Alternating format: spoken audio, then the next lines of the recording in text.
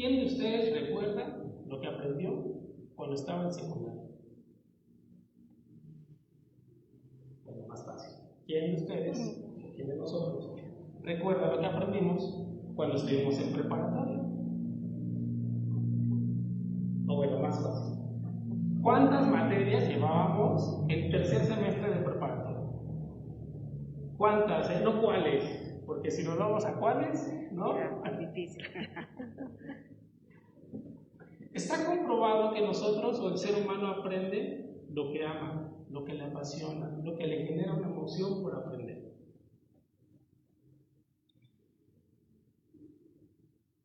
Hay un concepto, no es nuevo,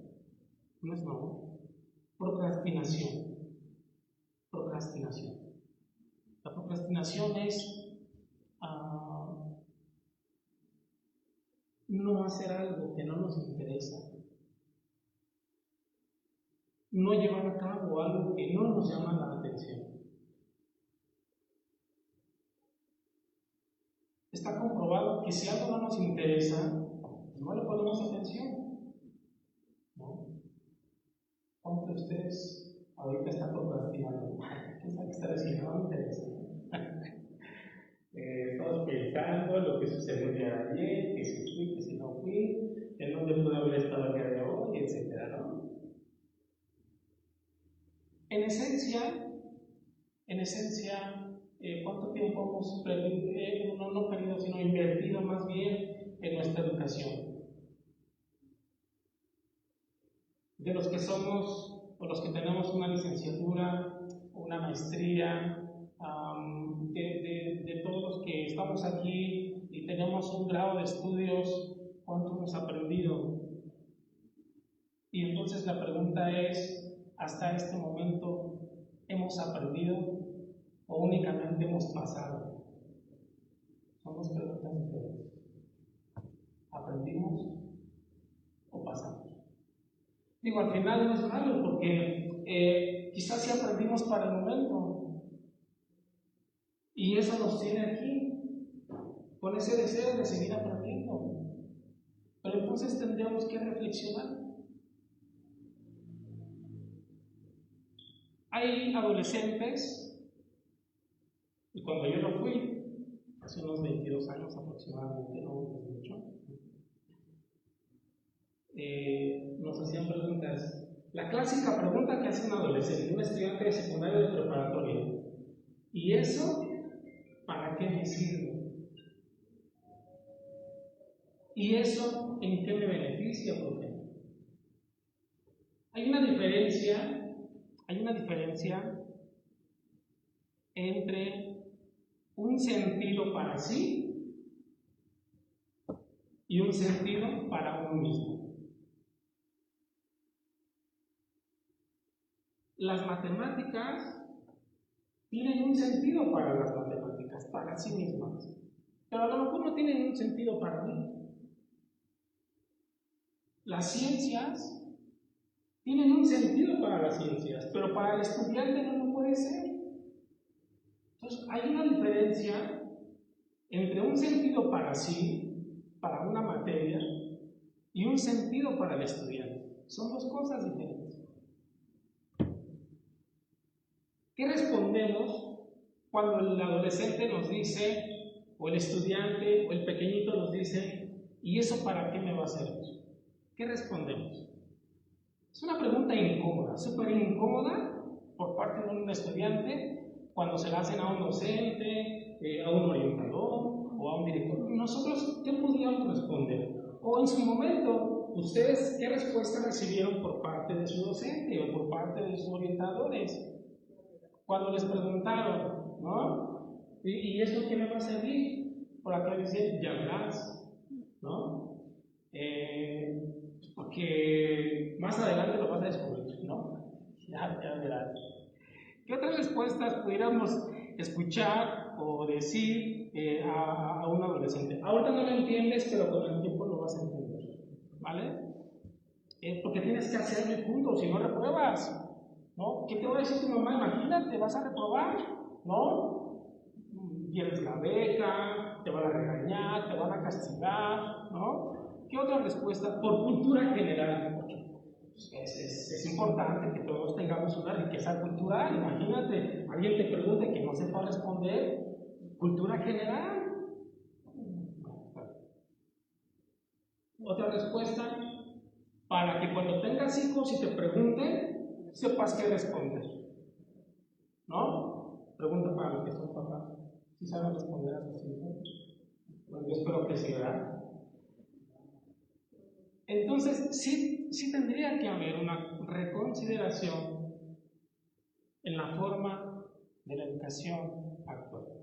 Contamos con muchas herramientas y no le llamo herramienta a la compañía de un ser humano, no, o sea, herramientas tecnológicas. Pero sí se requiere la presencia, la compañía del ser humano para que un estudiante pueda formarse en su educación. Está comprobado, reitero, que nosotros aprendemos lo que amamos, lo que nos apasiona. Y el aprendizaje autogestivo va en ese camino. Que un estudiante elija lo que le gusta, pero para ello debe tener una compañía de excelencia, una calidez humana que únicamente lo compone un docente. Gracias.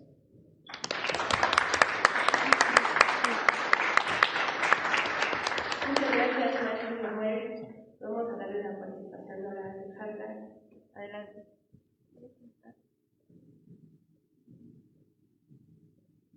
Hola, buenos días a todos. Gracias por estar aquí. Yo voy a retomar todo lo que ha dicho nuestros dos queridos ponentes, relacionándolo un poco con la nueva escuela mexicana o qué es lo que esperamos, ¿no?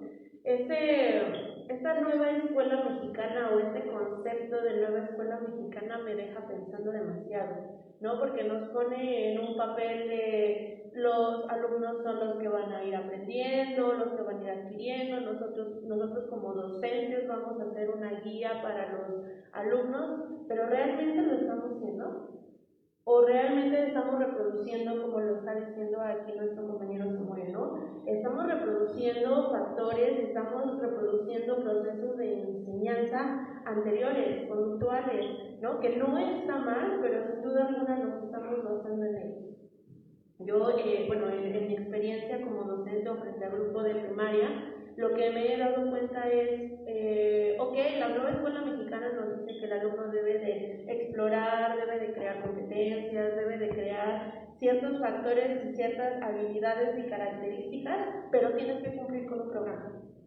Porque si no cumples con el programa, entonces, ¿qué hiciste en todo el ciclo escolar? ¿No? Y entonces ahí entramos en genero estrategias para ese alumno o cumplo con un programa de educación que me estás estableciendo y me estás diciendo, cúmplelo a su totalidad, porque si tú lo das a su totalidad, el alumno va a aprender, ¿no? Y yo creo y considero ciertamente que lo único que estamos haciendo es frustrar al alumno, no a nosotros, al alumno. ¿Por qué? Ustedes han de recordar, ¿no? Y yo también tengo como esa vivencia, matemáticas de la primaria. Dolor de cabeza para muchos niños. ¿Por qué? 2 por 1, 2, 2 por 2, 4. ¡Ah! Ya te equivocaste. No sabes, ¿no? Y vamos etiquetando a los pequeños con esa insignia de no sabes, no aprendes, te distraes. Y los vamos encasillando y encasillando hasta que el alumno dice, ¿sabes qué? Yo no quiero estudiar, yo no quiero regresar a la escuela.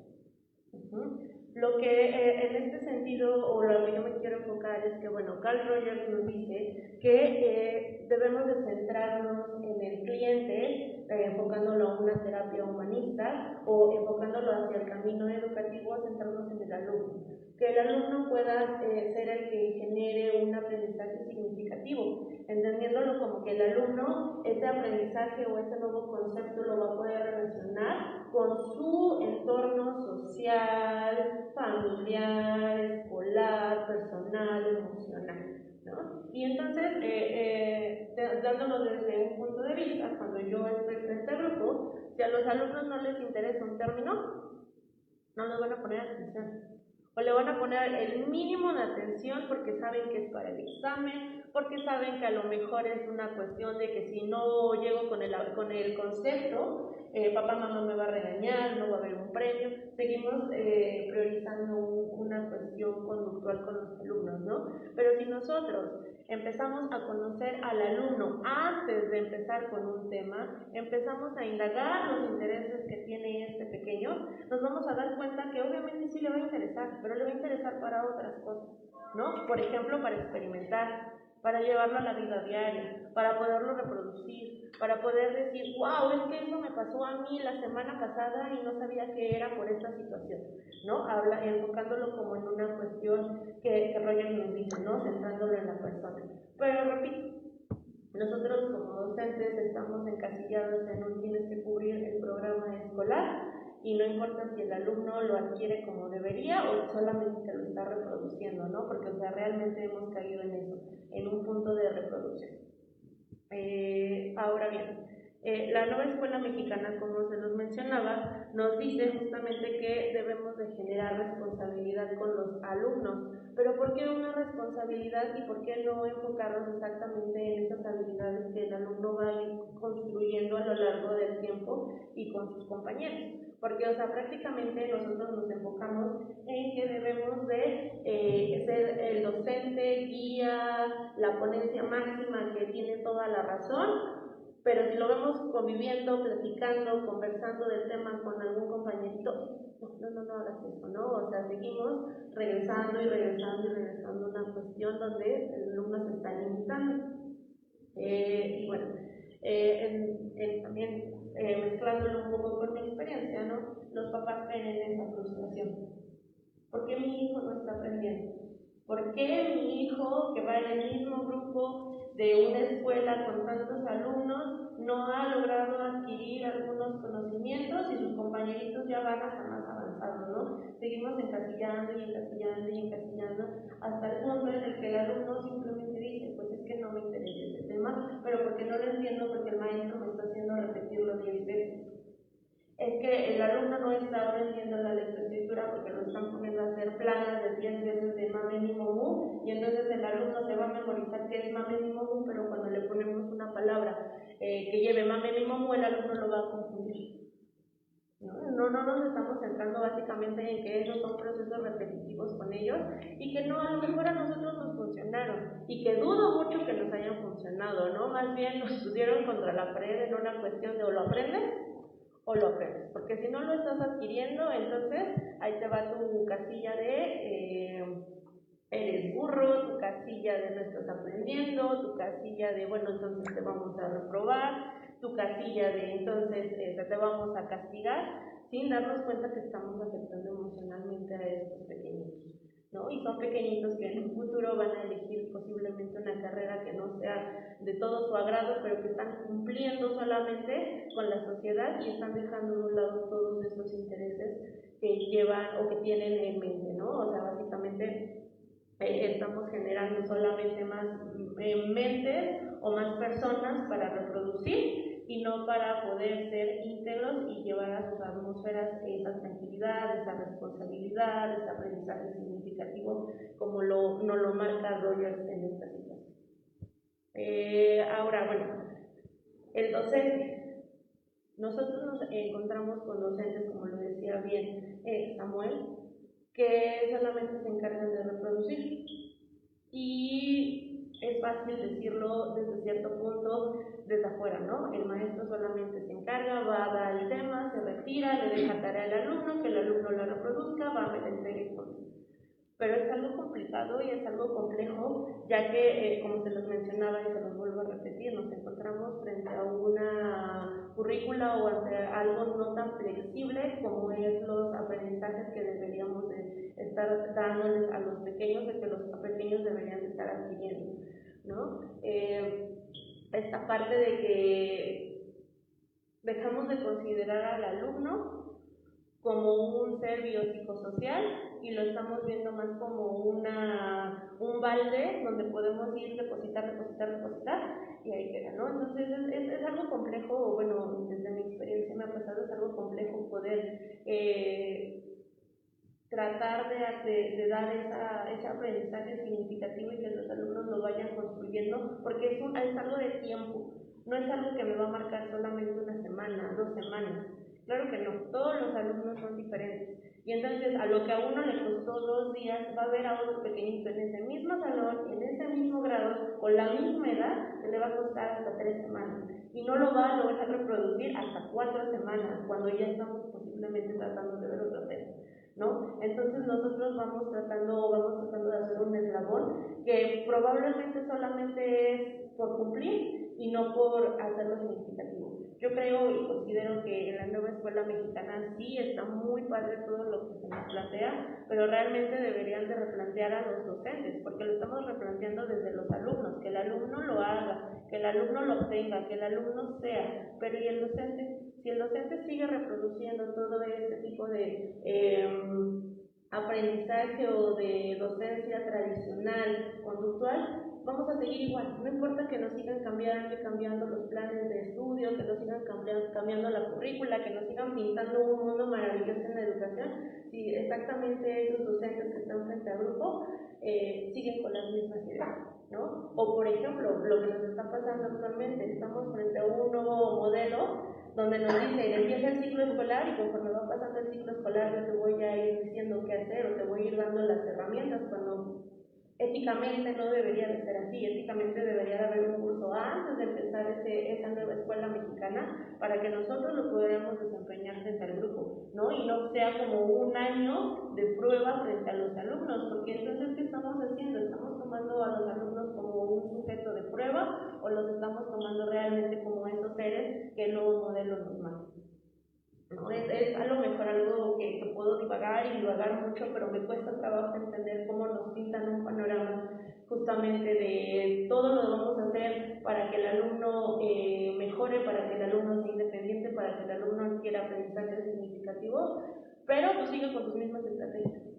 Pero yo te voy a ir diciendo a mitad del ciclo escolar en las juntas de consejo que tú vayas y, ok, ahora lo vamos a cambiar de esta forma, ¿no? O vamos a vernos frente a directores con una escuela tradicional que te van a decir, no, nada de juego, nada de estrategia, tú enfócate nada más en que tu salón esté ordenadito, mochilas acomodaditas y que tu alumno pueda tener un cuaderno impecable para que los papás puedan decir, está aprendiendo, ¿no? Y realmente, ¿qué es aprender? ¿No? O sea, realmente ese concepto de aprender es algo bastante subjetivo. ¿Cómo les damos esas herramientas para que aprendan? Porque para mí aprender es que el niño pueda decirme cuánto es 2 por 2, pero a lo mejor para el niño es estar en la tienda y decir, 2 por 2 son 4, ya entendí por qué por qué estoy pagando 4 pesos y no 2 pesos, ¿no? Es bastante subjetiva esa parte donde realmente el concepto de aprendizaje, cada uno lo va a tener de diferente forma. Aprender puedo producirlo, aprender puedo llevarlo a cabo, aprender puedo explicarlo, aprender lo puedo decir, puedo explicarlo de alguna forma sin estar estudiando, ¿no? Y sobre todo, aprender de quién, ¿no? La escuela, nos marca mucho el concepto de que el docente es la figura central, pero estamos dejando al lado a todos los alumnos o a todos los miembros que lo conforman. Algo que a mí me pasó en una escuela en la que laboré es que cae pandemia. Entonces, como lo decía nuestro compañero, él tiene contacto con internet, tiene contacto con revistas, tiene contacto con documentales, y entonces llegamos, explicamos el tema y el alumno no, pero es que yo vi y yo sé que exactamente los dinosaurios no se extinguieron por esta situación, existe esta teoría. Ese pequeño alumno ya está generando una nueva duda, sembró una duda en los compañeros, y entonces ahí entra el cuestionamiento hacia el docente. O sea, entonces lo que tú me estás diciendo es verdad o existen otro tanto de teorías a los que nos está llevando a otra realidad, a otra verdad, ¿no? Y entonces hay de dos. O le dices al alumno, muy bonita tu participación, pero esto es lo que yo te estoy dando, o le permites a los alumnos que abran esta mesa de debate y digan, no, ok, vamos a investigar, vamos a envolvernos en el tema y nos vamos a quedar con lo que nosotros consideramos que nos está funcionando para llevarlo a nuestra vida diaria, ¿no? Entonces, o sea, realmente no nada más es una cuestión de tecnologías, no nada más es una cuestión de reproducir, no nada más es una cuestión del docente, más bien es una cuestión de que la persona como tal, no solo el niño, no solo el alumno, se pueda desenvolver con los demás y vaya adquiriendo, vaya aprendiendo, ¿no? Y a su vez eso también puede llevarnos a una cuestión emocional. ¿Me está funcionando? ¿Me hace sentir bien lo que aprendí? ¿Llevo alguna consecuencia o llevo algún recompensa de lo que estoy aprendiendo? ¿No? Entonces, o sea, realmente nos estamos enfrentando, o yo desde como lo veo en aula, lo veo como un enfrentamiento entre el deber ser y lo ideal hacer, entre lo que tengo que hacer y lo que me están planteando súper bonito y todo pintado de rosa, pero que no me dejan reproducirlo, no me dejan llevarlo a cabo. Y bueno, para ir como cerrando esta parte, invito como a la reflexión, ¿no? Realmente nosotros a lo largo de toda nuestra carrera educativa, nuestros años de primaria, de preescolar, de secundaria, de preparatoria, de universidad, que realmente hemos aprendido significativamente, que realmente nos ha atravesado para decir que nos está envolviendo de forma social, emocional, en la familia, con amistades, o solamente estuvimos reproduciendo y llegamos al punto de decir quién soy, qué estoy haciendo de mi vida o qué estoy haciendo ahorita aquí para que me esté cuestionando a alguien más sobre mis aprendizajes. Yo les invito como a esta reflexión porque es interesante, ¿no? Estoy en la carrera que realmente me gusta, o estoy en algo que por haberlo reproducido también creo que soy bueno y entonces por eso estoy aquí y a la mitad del ciclo escolar o a la mitad de la carrera me doy cuenta que, híjole, no es lo que yo quería o no es lo que yo pensaba, ¿no? Porque realmente esta cuestión de reproducir y no de enfocarnos nos lleva a estas cuestiones, ¿no? Y a jóvenes frustrados en su máximo esplendor. ¿Por qué? Porque no es lo que pensaban, no están dando lo que a lo mejor ellos creían, o realmente se están dando cuenta que no son buenos para eso, que solamente era una cuestión de reproducción, de reproducir, y bueno, y al final tenemos a lo mejor personas profesionales que se enfrentan a un problema y no saben cómo resolverlo, ¿no? Porque a lo mejor la teoría no es igual a la práctica, y eso es a lo que Carl Rogers nos está llevando. Estamos generando seres o humanos, individuos con un aprendizaje que lo puedan desempeñar o solamente están reproduciendo y cuando existe alguna situación hay un quiebre en ese proceso. Gracias. Muchas gracias. Bienvenidos contigo. Ahora lo que tú propones acerca del que el cambio empieza en el maestro. Hace unos días comentaba en un grupo el hecho de que la nueva escuela mexicana empieza a implementar los desayunos calientes, la comida caliente en las escuelas, en algunas ya se hace, ahora se quiere implementar a nivel república. Y cuando abríamos este tema, una estudiante dijo, a mí me pagan por dar clases, no me pagan por servirle de comer a los niños y mucho menos andar limpiando la boca. Cuando dijo eso, el salón se quedó en silencio. Yo también, pensando en si era bueno debatirle, quedarme callada, porque quizá no íbamos a salir bien claros de esa batalla, pero me doy cuenta de la necesidad que existe de intentar un cambio y que los docentes no seamos generadores de conflictos. Entonces esa sería la pregunta. ¿Qué hacemos en una maestría de educación? ¿Solo estamos por el documento o porque sí consideramos ser agentes de cambio? Gracias, Alex. Adelante, maestra Argelia. Ok, buenos días.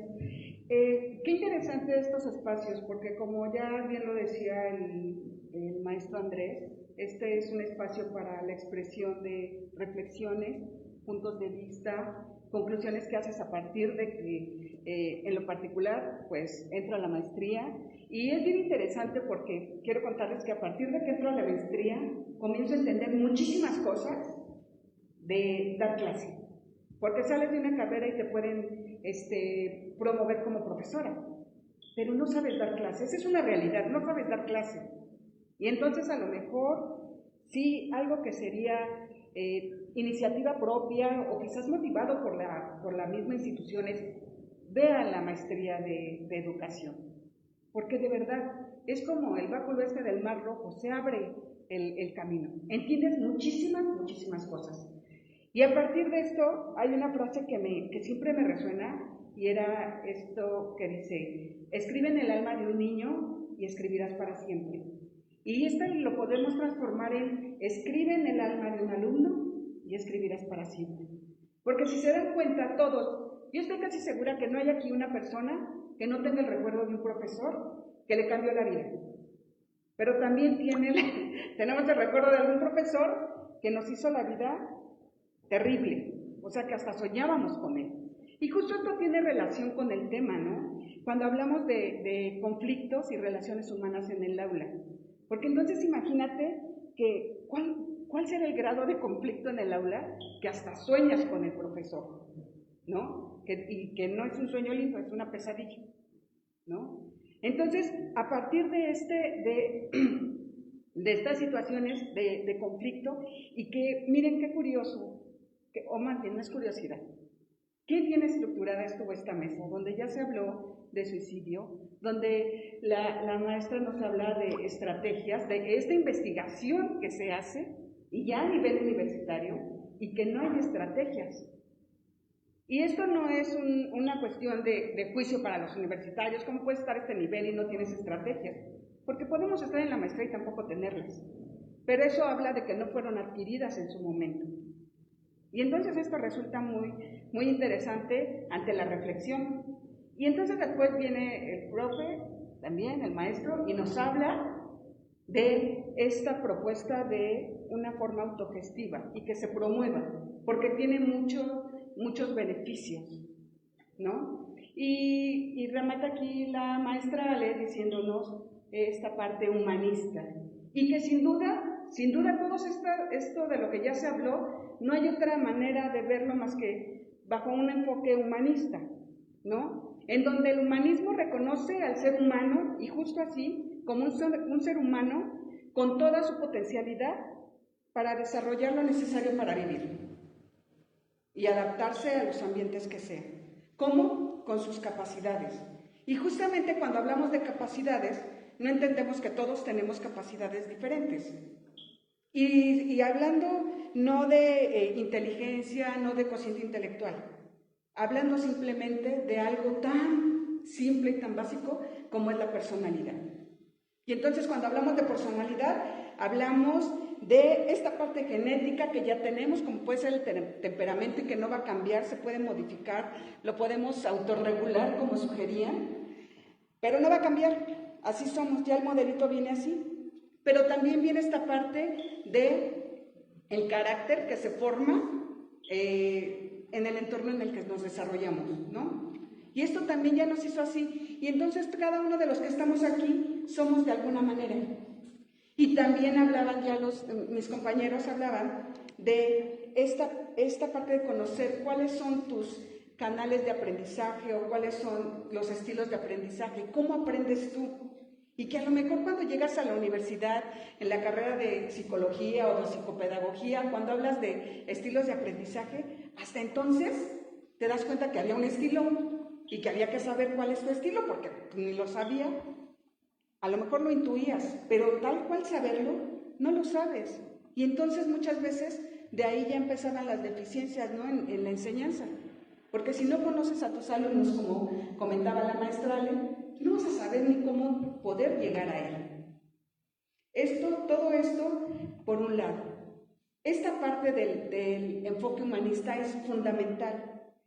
Pero si bien es cierto que la persona es biopsicosocial espiritual, también el profesor es una persona biopsicosocial espiritual. Y entonces el enfoque, como decía la maestra, no es nada más aplicarlo al alumno. El profesor tiene que estar inmerso también y considerado en estas dimensiones, ¿no? También es biopsicosocial espiritual. Y a ambos hay tres factores importantes que se mezclan en este proceso de enseñanza-aprendizaje. Y es el alumno, el profesor, la familia, yo creo que podemos agregar uno más, que es la sociedad. Y entonces todo esto está influyendo, todo esto está inmerso y puesto en el aula. Porque el niño no llega al aula y se sienta a ver qué va a decir el profesor y presto a todo lo que diga. No, no es verdad. Quizás el niño está pensando en que no desayunó porque no había de desayunar, o a lo mejor está pensando en que hubo una discusión en casa, o a lo mejor está pensando en que cómo se va a regresar si hoy no van a ir por él, y ya ves cómo está la situación en México, ¿no? Ya no pueden andar solos. Y entonces tendrá cabeza para poder poner atención. Y si a esto le sumamos que también el profesor es una persona que vive, que tiene una familia, que vive en sociedad, que tiene un trabajo como docente y que tiene que enseñar.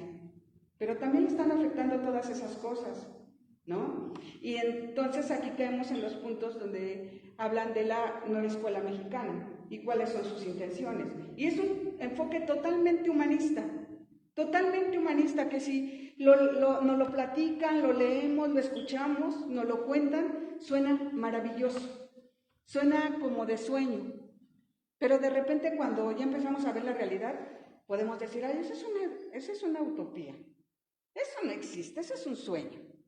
¿Por qué no pasa? Porque mi niño es discriminado, porque mi niño es maltratado, porque el maestro no es reconocido, que es uno de los aspectos que maneja la escuela, la nueva escuela, ¿no? Por ejemplo, en función del docente, que ese docente sea promovido profesionalmente, que el docente sea reconocido, que el docente tenga una paga que corresponda a su trabajo. Y a lo mejor de repente cuando empiezas a hacer ese análisis dices, hijos, pues como que ya empezamos con las fallas, ¿verdad, maestra? Y como que ya no, esa propuesta de nueva escuela mexicana como que ya no empató. Y luego viene la parte donde se pretende y que ni siquiera tendría que proponerse, sino tendría que ser algo ya como tomado como de manera natural, donde el niño sea el centro de atención, donde el niño sea respetado, donde haya inclusión, donde se promueva este pensamiento crítico que proponía el profesor, ¿no? Pero entonces, ¿cuántos de nosotros, y que muchos de ustedes quizás son profesores, pero muy seguramente todos hemos sido alumnos, y entonces te enfrentas a esta situación de la patología de la comunicación, y entonces estás ahí como Pepito el de los cuentos, yo participo, maestro, yo participo, y te ignoran. O ya que por fin te dieron la palabra, o a lo mejor sin querer participar, te obligan a participar, eres descalificado porque no fue lo que quería, lo que esperaba el profesor que contestaras. Y entonces en esas andamos, rechazo, descalificación, desconfirmación. Y entonces todo eso va sumando, todo eso es lo que va generando conflicto. Nos estaban ofreciendo cómo resolver esos conflictos de los que hablábamos, ¿no? Y en la parte emocional y de interacción interpersonal, pues también la nueva escuela mexicana se preocupa por entrenar las habilidades socioemocionales. Y suena también súper bien, pero quien nos tiene que dar habilidades socioemocionales somos nosotros, los maestros. Y entonces, ¿quién le enseñó al maestro esas habilidades socioemocionales?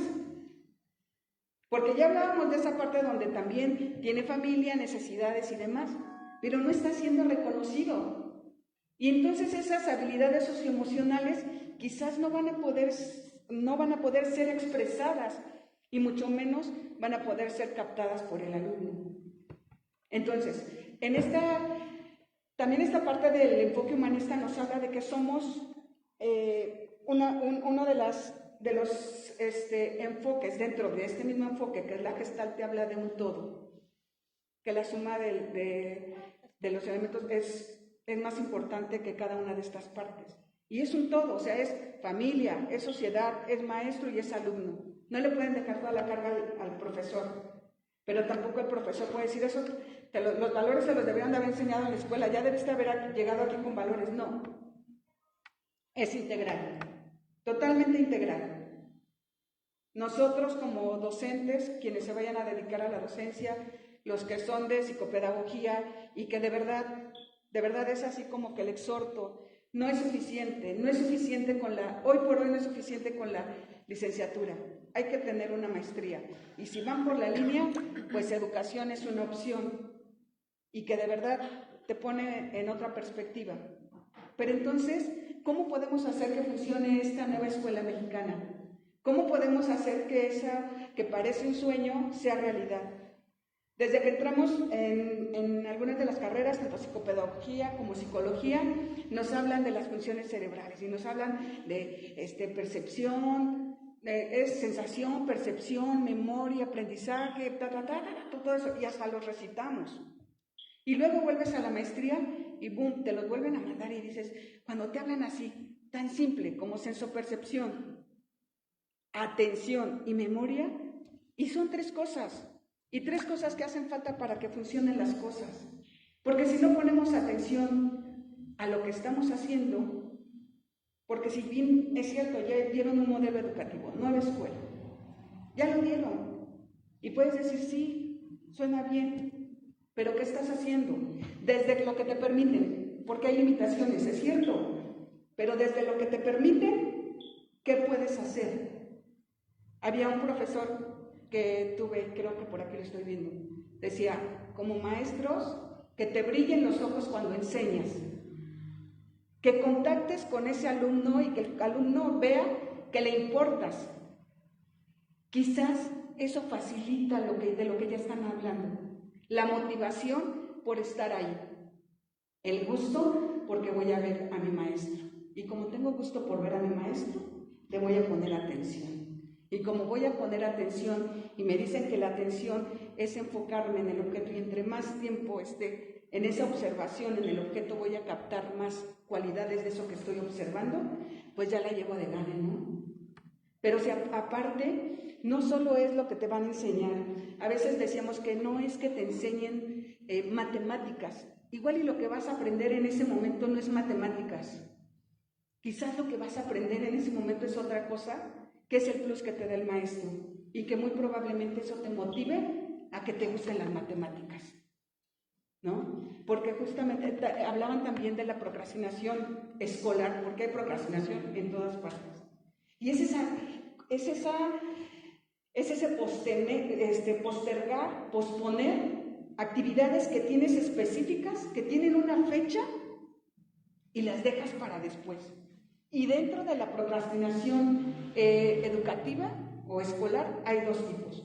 Una, que nos compete totalmente, que es lo amenazante que les resulta a los alumnos la tarea que hay que entregar, la labor, el trabajo, lo que hay que hacer. Es tan amenazante que es los paraliza y lo postergan y finalmente lo tienen que hacer, pero no es lo mismo. Y era de lo que ya hablaban mis compañeros de la mesa. Entregan por entregar, entregan por salir del paso. Y la siguiente era que también vuelve a haber esta parte de condicionamiento, se acostumbran a que yo trabajo bajo presión y entonces postergo, porque además sí lo he sacado. Entonces, todas estas situaciones de las que hablé, toda esta parte del enfoque humanista, tiene que ver con justamente poner atención desde el punto donde estamos, como alumno, como docente, como padre de familia o madre de familia, pero poner atención y ver qué puedo hacer para que esto funcione. Porque yo creo que sí se puede, suena bien, pero no es nada más del profesor, no es nada más del alumno, es un trabajo, como lo marca el humanismo, integral, holístico, conjunto. Y entonces no es nada más decir, pero no pasa así, sino decir, no pasa así, pero yo voy a hacer algo para que pase. Por mínimo que sea, ya existe un cambio. Y entonces el exhorto es no dejar de estudiar, proponernos para que lo que queramos transmitir, porque también no solo se aprende en la escuela, todo el tiempo estamos enseñando, modelando, y entonces tratar de hacerlo mejor para que ese aprendizaje quede y sea significativo. Muchas gracias. Muchas gracias. Para concluir, tenemos algunas palabras claves de las lecturas que hicimos el día de hoy. Entre ellas está autonomía, dignidad, identidad, interculturalidad, sustentabilidad, inclusión, equidad, libertad, gratuidad, autenticidad, aprendizaje cooperativo, honestidad, solidaridad, libertad. ¿Y por dónde iniciamos?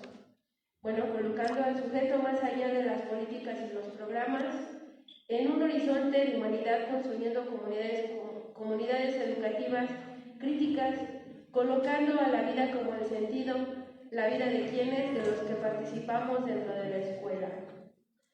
¿Cómo podemos hacer eso? Planteándonos algunas preguntas. Una de ellas puede ser, ¿quién estoy siendo? ¿Qué relaciones construyo con los demás? ¿Cuál es el proyecto? ¿Cuál es mi proyecto como sujeto? ¿Y hasta dónde podemos llegar a ser? Muchas gracias.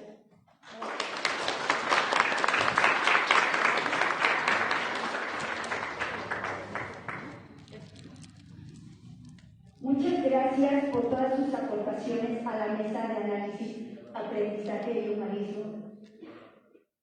El Instituto Mexicano de Psicología y el Centro de Tanatología y Terapia del Duelo otorgan el presente reconocimiento a la licenciada Ana Gabriela Cornejo Cruz por haber participado como moderadora en la mesa de análisis, aprendizaje y humanismo.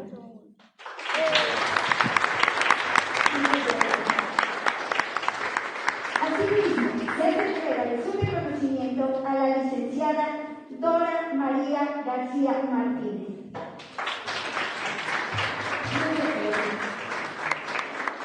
Al licenciado Samuel Martínez Chávez.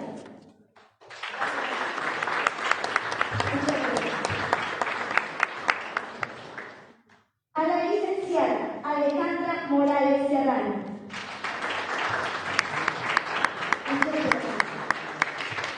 Y a la maestra Asunción Argelia Velasco Patiño. Muchas gracias a todos por su participación. Los educadores deben cuestionarse para quién y a favor de quienes educan. Paulo Freire. A continuación, damos la más cordial bienvenida a la maestra Jessica Minerva Saavedra Pablo. Ella estará a cargo de la mesa de análisis Educación Crítica.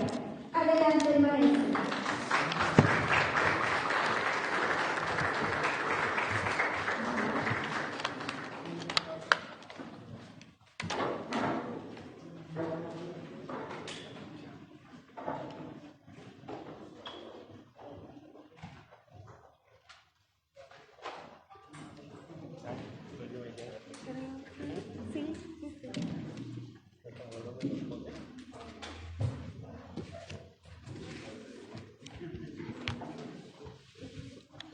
Gracias.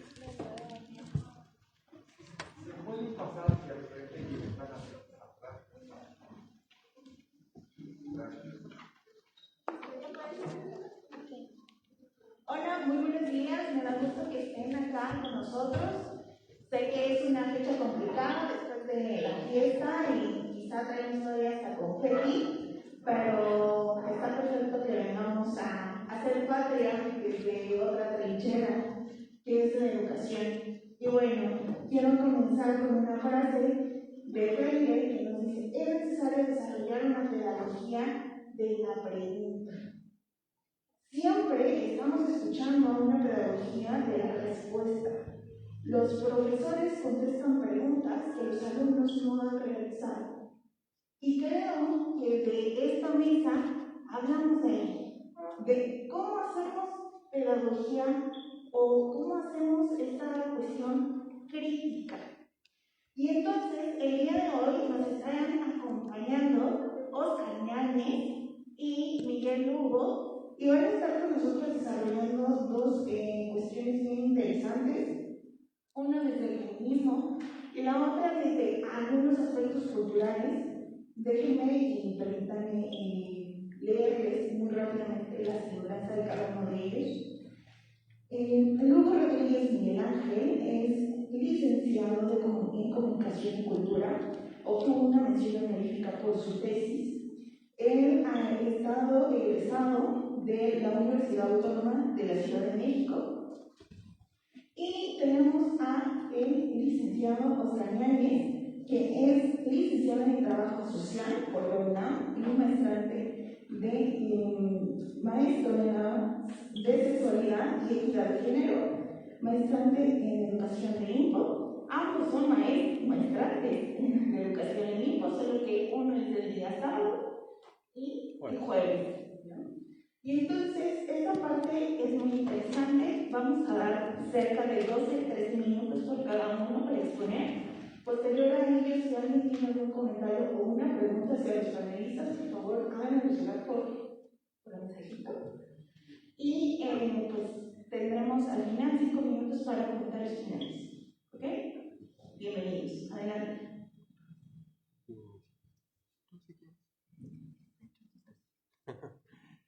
Bueno, pues muchas gracias por la invitación, por compartir este espacio y porque pues, la interlocución de lo que a veces platicamos en aula no siempre llega a otros escenarios y este creo que es un buen escenario para hacerlo. Un poco la propuesta que yo traigo hoy es analizar algo que muy ubicado en contextos latinoamericanos ha estado ya desde a finales del siglo pasado, que es lo que se llama como una educación popular feminista. Y resulta como muy curioso porque parece ser que se cruzan dos enfoques. Por una parte, la educación crítica y popular freireana y por otra parte, los feminismos. Pero no son todos los feminismos como tal. Mi idea no es explicarles qué es la educación popular feminista, aunque posiblemente en algún momento lo intente hacer, sino más bien es cuestionar si existe tal cosa, realmente ver si se ha consolidado una propuesta de educación popular feminista y en todo caso que sea génesis de la educación popular feminista, en tanto mi vivencia como hombre y en tanto a que tampoco me he metido totalmente a estudiarlo. Pero es un acercamiento hacia lo que nos han propuesto algunas autoras, específicamente de América Latina. Primero, se dice que la educación popular feminista surge desde una propuesta de una organización llamada AS, que es Asociadas por lo Justo. Asociadas por lo Justo es una organización que lleva ya más de 50 años trabajando en América Latina, impulsada por una mujer, pues digamos una de las mujeres feministas más reconocidas en América Latina, que es Alda Facio. Alda Facio, que es una abogada, que nos hace el cuestionamiento y con esa parte la génesis de Haas, la idea de cuál es la diferencia y a qué debemos de aspirar, a la igualdad o a la equidad. Y nos hace una revolución de pensamiento. ¿Por qué tendríamos que aspirar a la equidad en tanto que la equidad ni siquiera es un derecho? Y la igualdad es lo que está escrito en las leyes. Pero no es esa igualdad la que buscan los feminismos, sino la igualdad sustantiva. Y entonces nos plantea un verdadero reto. ¿Cómo pasamos de la igualdad legislativa o de la igualdad jurídica a la igualdad sustantiva, a la que pasa la parte práctica, la parte real, en la que a mí me dicen que mujeres y hombres somos iguales y tenemos los mismos derechos, pero realmente yo en el aula le doy preferencia a que participe un alumno? O que me dicen que todas las mujeres y los hombres somos iguales, pero nunca me pongo a pensar que mi alumna para llegar al salón a lo mejor vivió 7 actos de acoso sexual en el transporte público. ¿Cómo entonces exijo la misma calidad en el aula? Y entonces se retoma, por supuesto, la educación popular de los principios de la educación crítica de Paulo Freire y hacen una especie de intersección entre diferentes posturas. Estos feminismos de los que les estoy compartiendo no son los feminismos ni anglosajones ni europeos, son estos feminismos que se han autollamado negros, decoloniales, indígenas, interseccionales y comunitarios.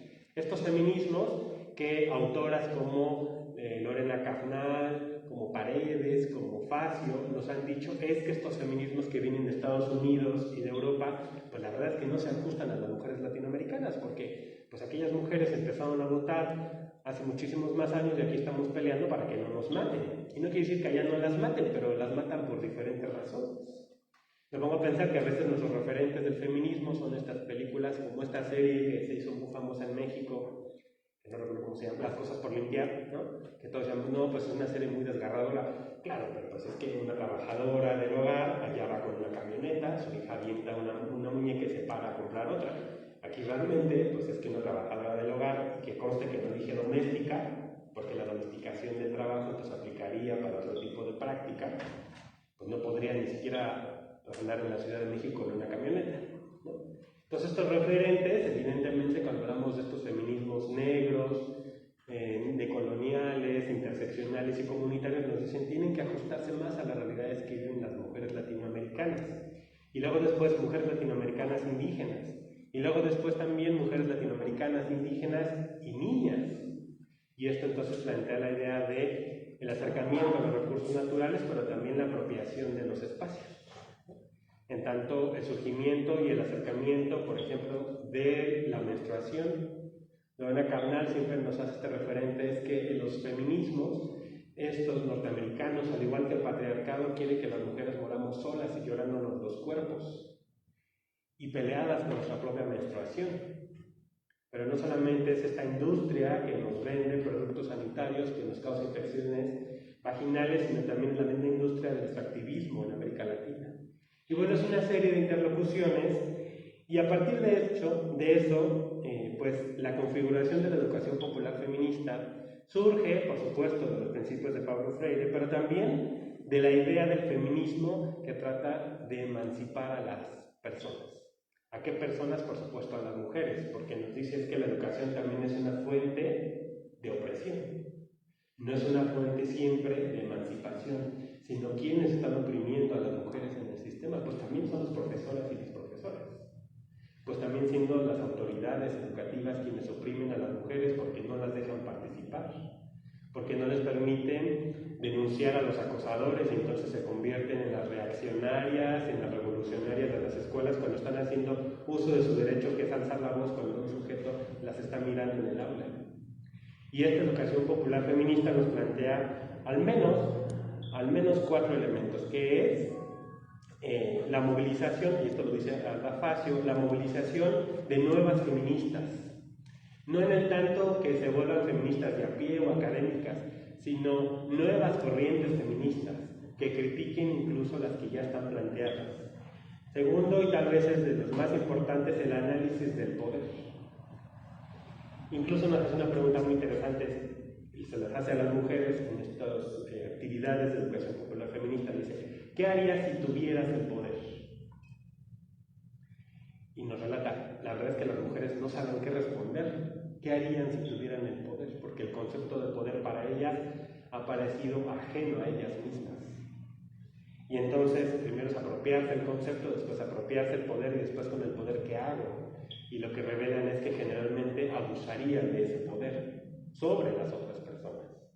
También nos habla de la construcción de nuevas alianzas y el desarrollo de estrategias que les permitan a las mujeres no solamente revelar lo que está pasando en su opresión por ser mujeres, sino también por las cuestiones de la etnia y de la sexualidad, que inevitablemente han hecho que en América Latina la mayoría de los cuerpos negros, indígenas, infantiles y de mujeres adultas mayores estén silenciados y que aparte empiecen a contar sus propias historias de opresión y de liberación.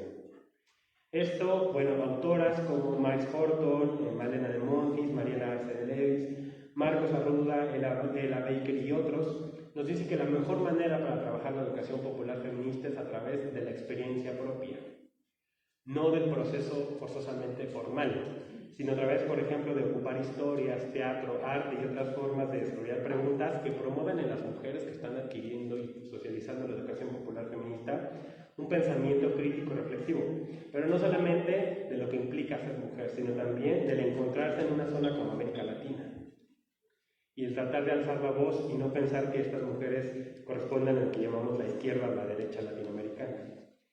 Que se trate de crear personas y colectivas con poder de liberación, con un poder que permita transmitirlo a otras personas, pero que se entienda la idea de que nadie empodera a nadie.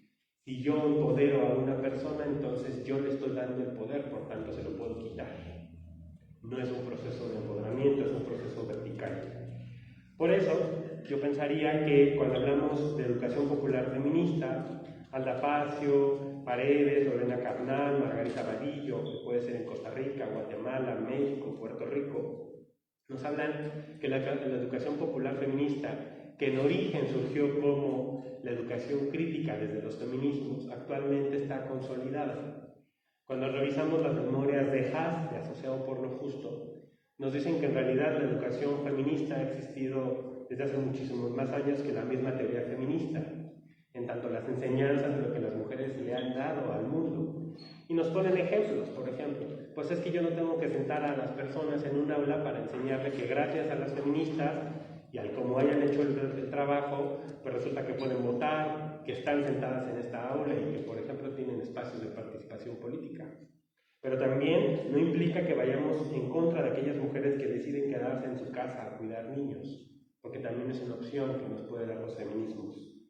Arana, en el 2011, nos dice que esta educación popular feminista es una educación para crear poder de liberación, poder de autonomía y de poder vital, porque esto último, el poder vital, ha sido el más arrebatado para las mujeres.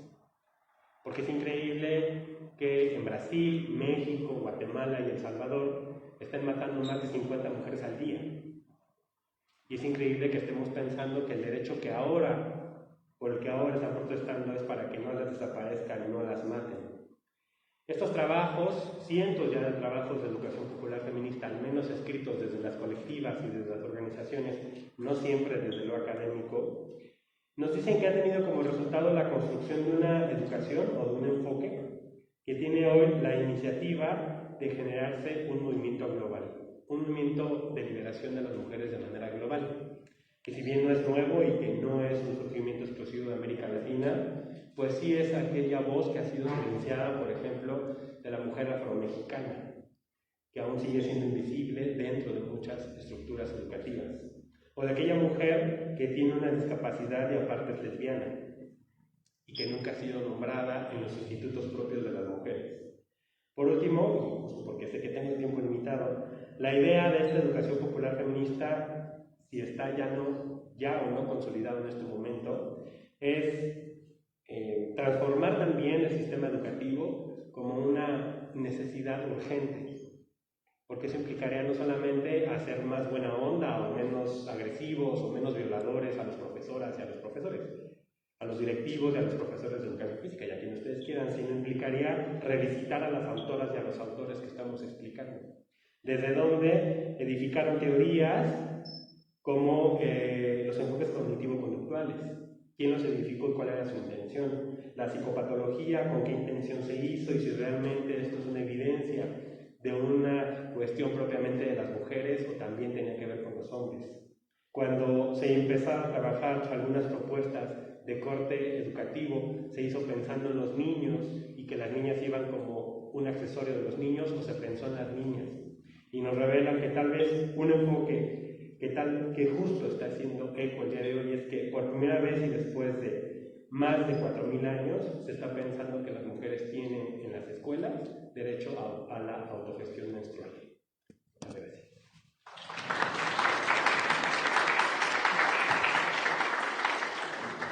Gracias, Oscar. Y continuamos con nuestro compañero Miguel Hugo con el tema uso de productos culturales para el fomento del pensamiento crítico en docentes. Adelante. Hola. Pues, antes que nada, muchas gracias por la invitación. Gracias a Info que prestó las instalaciones. Gracias a ustedes con quien comparto esta mesa. Y gracias a todos por venir. Bueno, mi ponencia, pues en realidad les voy a platicar un poco más de ¿cómo se podría decir? Del trabajo que estoy haciendo para la titulación de la maestría, ¿no? Me doy cuenta que se relaciona con la mesa anterior y con esta. Me gusta mucho de la mesa anterior, retomo algo que mencionaba, no recuerdo la ponencia, pero decía algo como que los estudiantes están interpelando a los docentes, están preguntando, están cuestionando a los docentes. A mí se me hace muy sano, está muy padre, la verdad es que es interesante.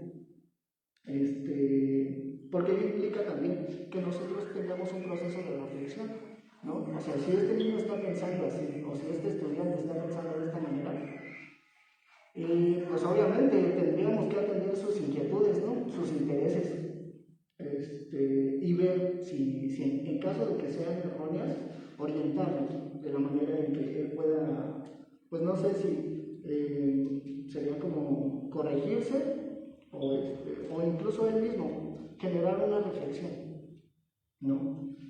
Y de esta me gustaba mucho lo que comentaba mi compañero, que decía que el feminismo se tiene que abordar desde la experiencia misma, no es algo como que agarres un libro y ya te educaste, ¿no? Ya sé.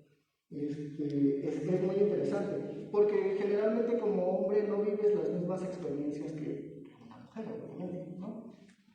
Habrá quien sí, alguna vez a mí me pasó, que sufras acoso, que toquen tus partes en el metro, cualquier cosa, ¿no? Entonces, es terrible, ahí digo, es crítico en ese sentido, porque dices, tienes que pasar como por una experiencia similar como para darle significado, ¿no? Entonces, en esta ponencia que yo voy a hablar, les voy a comentar, pues, como a grandes rasgos, como estas cosas, ¿vale? Mi trabajo se llama Uso de productos culturales para fomentar el pensamiento crítico en docentes. Es importante la parte docente, aunque aparentemente no se ve, porque ¿quiénes son los que están educando a los estudiantes? Pues somos nosotros, ¿no? Bueno, empiezo mejor. La tradición marxista nos ha dejado muchas reflexiones para el mundo moderno. El materialismo histórico, que nos muestra la evolución de los modos de producción, la lucha de clases, que nos habla sobre los conflictos en torno al poder adquisitivo, la macroestructura y microestructura, que bifurca los aparatos ideológicos entre quienes siguen las leyes y quienes están por encima de ellas, y la teoría crítica, tema que nos convoca hoy. Nos dota de una capacidad reflexiva ante una realidad mainstream o el establishment, como también se le conoce.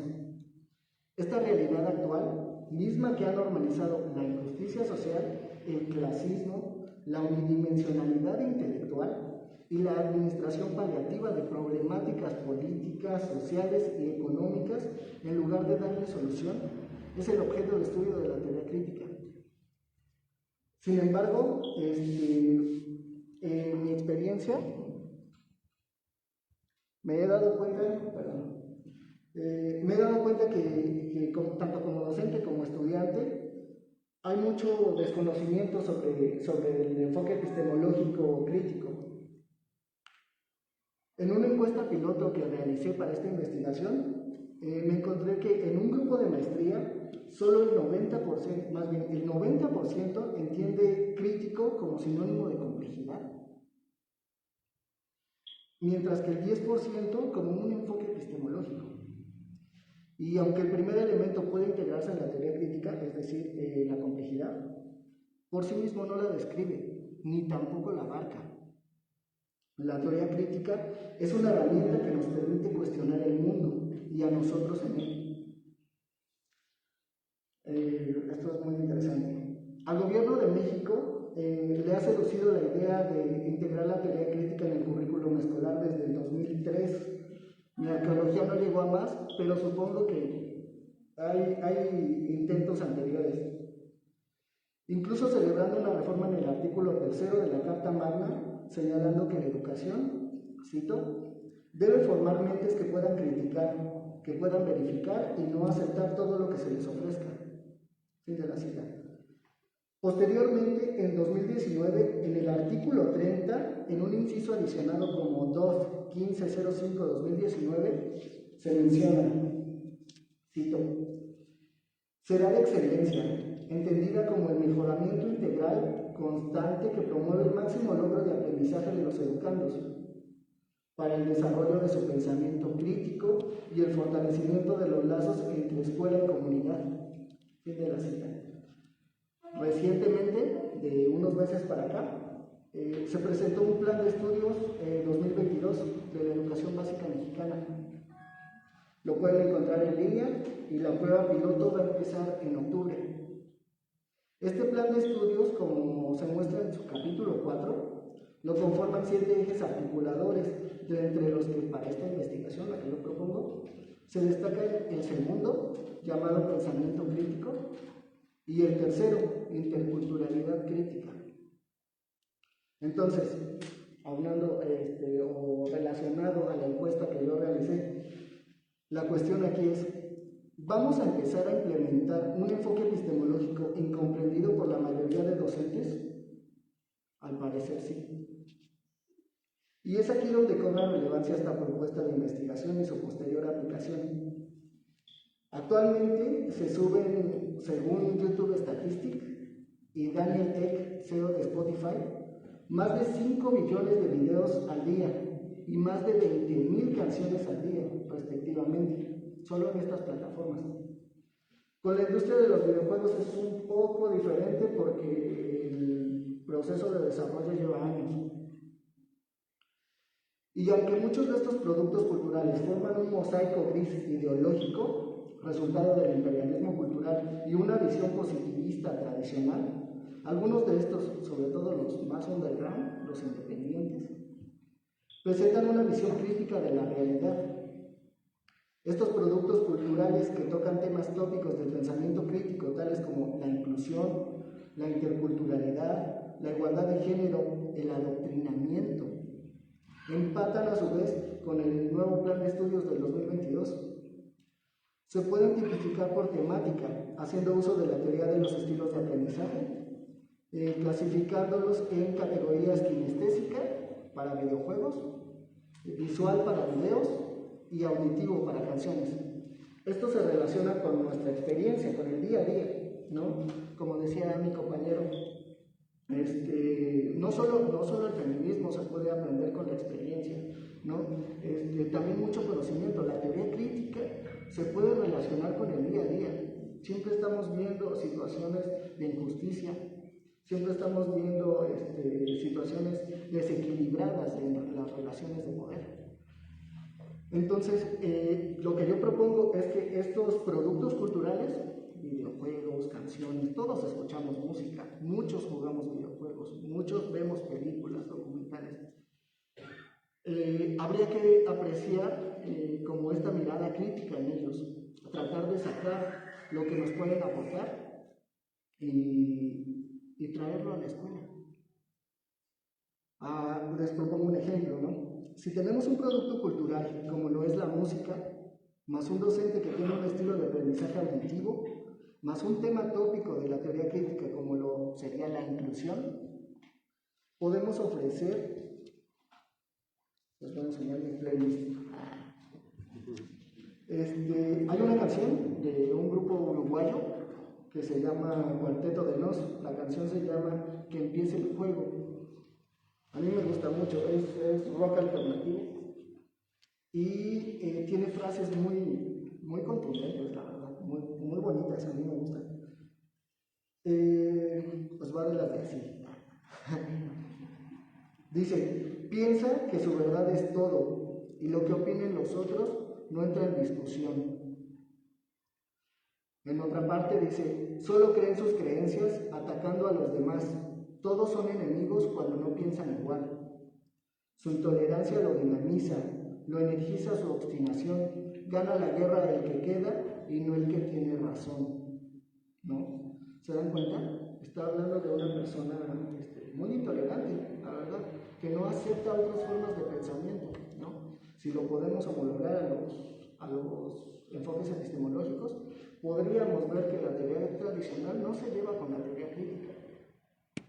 Son filosofías para mí irreconciliables. En otra parte del texto, de la canción, dice, va en su burbuja por la ciudad, polarizando todo en blanco y negro. Para grises no hay chance de ganar. Ve y no quiere dejar de ver, que solo se trata de agua y aceite. Revolverlo solo le hará perder. Alguien que no acepta una crítica o alguien que no acepta una visión diferente a la suya, se está está, aparte de que se está reprimiendo, está limitando su conocimiento, ¿no? Está diciendo, no, pues esto es lo que yo conozco y hasta aquí me quedo, ¿no?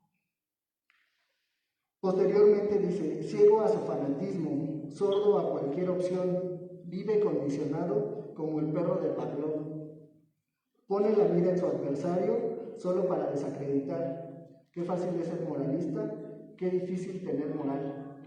A mí me encanta, ¿no?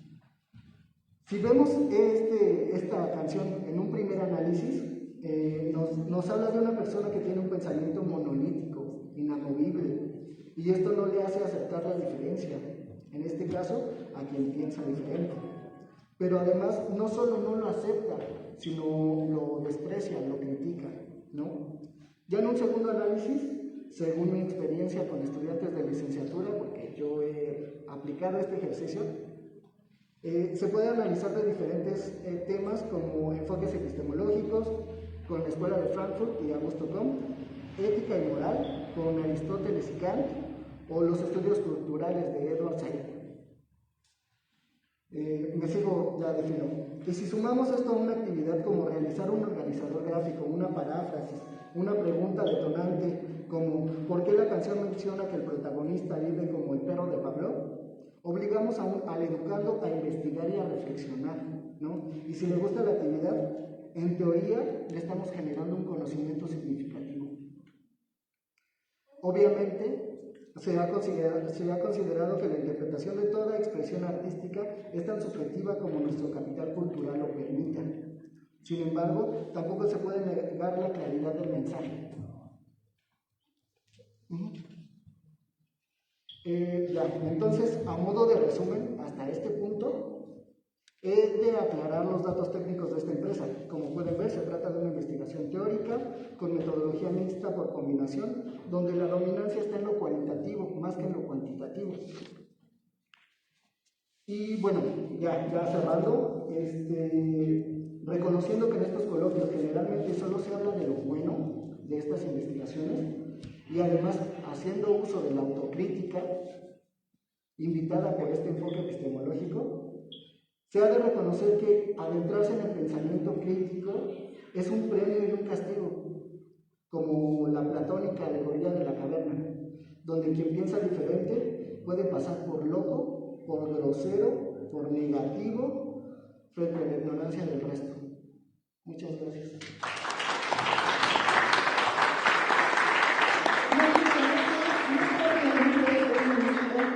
Vamos a hacer un corte acerca de, la cuestión de la educación popular.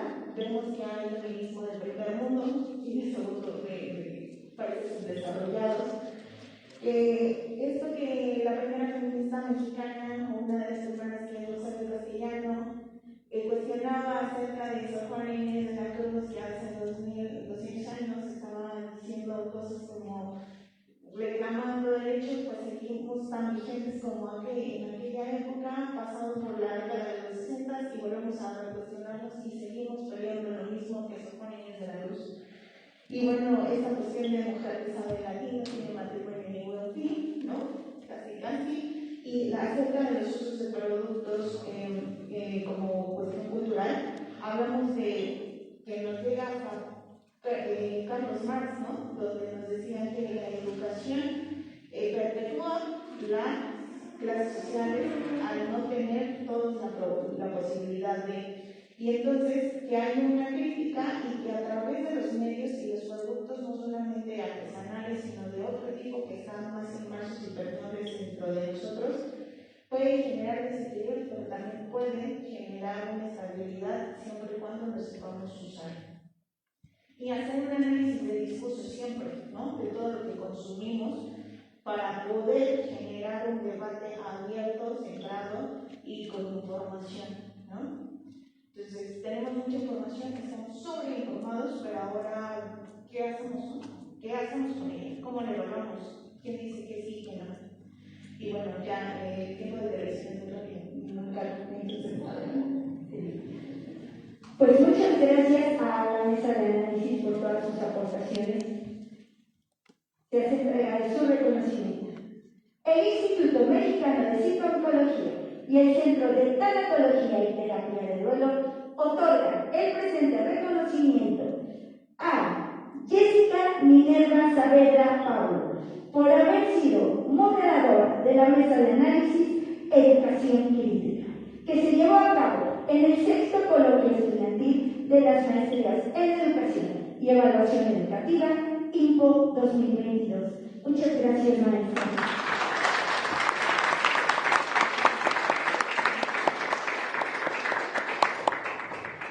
Gracias. Asimismo, se hace entrega de su reconocimiento al maestro Oscar Yáñez Marín. Muchas gracias. De igual forma, se hace entrega de su reconocimiento al maestro Miguel Ángel Lugo Rodríguez. Gracias. Muchas gracias por sus aportaciones. A continuación, los invitamos a tomar un receso. Les recordamos tener presente el protocolo de sanidad, manteniendo sana distancia, uso de cubrebocas de forma obligatoria y adecuada, limpieza de manos con gel antibacterial. También los invitamos a que compartan en sus redes sociales su asistencia a este 6º coloquio. Asimismo, etiquétanos en tus historias con @Prado-México. Estaremos muy agradecidos de ser parte de sus publicaciones. Regresamos a las 11:30. Buen receso.